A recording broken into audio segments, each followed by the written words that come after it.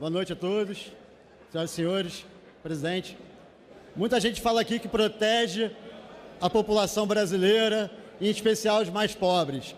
Mas a gente está numa semana muito importante em que dois temas fundamentais para o desenvolvimento econômico do Brasil estão em pauta ou estão sendo trazidos para debate e discussão na Câmara, e essas pessoas tentam atravancar esse debate e essa discussão.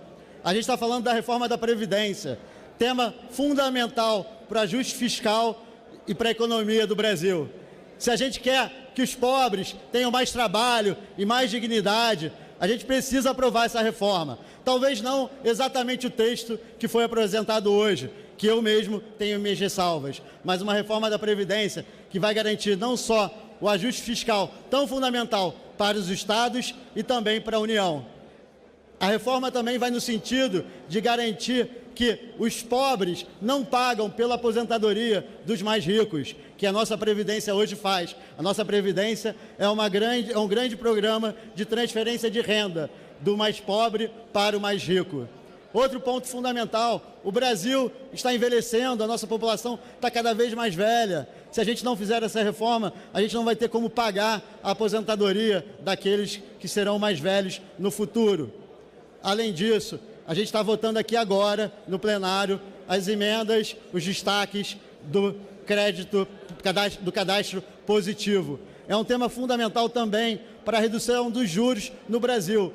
Outro ponto que impacta todos nós, mas principalmente os mais pobres. Se a gente quer que os pobres tenham acesso a crédito barato, a juros baixos, a gente precisa, entre outras coisas, do cadastro positivo. E a reforma da Previdência também vai nesse sentido, porque sem um ajuste fiscal que garanta que o governo tenha menos crédito, ou seja, precise se submeter menos ao mercado financeiro para obter crédito, a gente garante mais dinheiro circulando, disponível para que todos, não só os mais pobres, mas também aquele que quer investir, o empresário, o micro, o pequeno e também o grande empresário. Se a gente quer que o Brasil se desenvolva e todos nós brasileiros tenhamos mais dignidade, a gente precisa gerar mais emprego, mais trabalho, e isso sim é que garante dignidade para o homem. Ele precisa não ser sustentado por um Estado grande, ele precisa ter capacidade de trabalhar